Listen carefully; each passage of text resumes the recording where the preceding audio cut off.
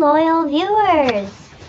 Welcome to the first ever episode of Lilianna's Book Corner. For this episode, and until I completely finish the book, we will be reviewing a historic tale with a dark twist. The book is the thrilling tale of a favorite historic figure told from multiple tales from the man's historic, if not deranged, diaries and journals. We will be reviewing the 2010 edition by Peter Clines, with credits to the original author Daniel Defoe and researcher H.P. Lovecraft. The book is titled The Eerie Adventures of the Lycanthrope Robinson Crusoe. Starting right off in the foreword, Mr. Clines starts off with speaking on Crusoe's time on the island, as well as Defoe, who was threatened several times with bodily harm by a very deranged Crusoe, and how it took till a few months after Crusoe passed away at the astonishing age of 87, which, for a time when people didn't live past their 30s due to one illness or another, or the plague, is a pretty amazing age to die at. For Defoe to actually publish Robinson's journals and accounts, it doesn't come to light until the journals are published that Crusoe spent 27 years on his island. Defoe's publishings brought to light that Robinson had built several rafts, canoes, and other seaworthy vessels, but never used them, which opens up for the question, why? What made him not want to return home after his being shipwrecked there, or at least try to make it to the nearby island of Trinidad? Was the material too flimsy and Crusoe knew it, or was it something more to a deranged mind?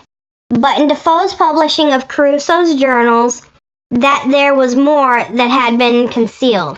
This leads us to where Mr. Clines credits H.P. Lovecraft for the research done that uncovered more of the Robinson Crusoe mystery. Such things uncovered by Mr. Lovecraft was the battle of time that went on in Crusoe's possibly deranged mind, between the well-known Julian calendar that at that point in time England used, and the even more popular yet more modern Gregorian calendar that other countries such as Spain and Portugal were already using quite heavily, which also factors into the Robinson stories. During this research from Lovecraft, there is also mention of a ship that were meticulously kept versus the logs of Crusoe's time on the island, which was only kept in account only by Robinson himself.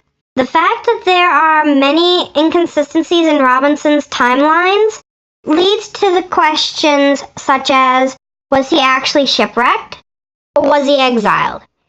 If he was shipwrecked, why did he not try to return home any way he could? If he was exiled, why was he exiled? What caused this exile? Was he a military deserter? A traitor to the crown?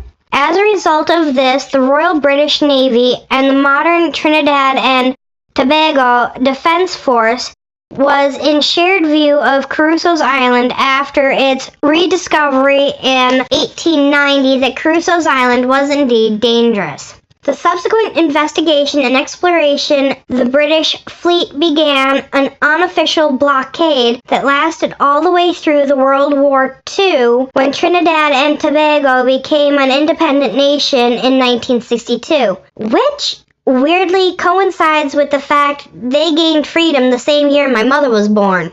But at the same time as Trinidad and Tobago gained freedom, the blockade became a permanent state-mandated 10-mile quarantine zone around the island. To this day, two of the TTDF Coast Guard large patrol crafts are always on maneuvers there. This leaves us, the readers, to wonder if they suspect something maybe natural acts, such as chemical problems, such as plants or perhaps certain animals, or perhaps something more dark and sinister such as dark magic or some sort of supernatural cause.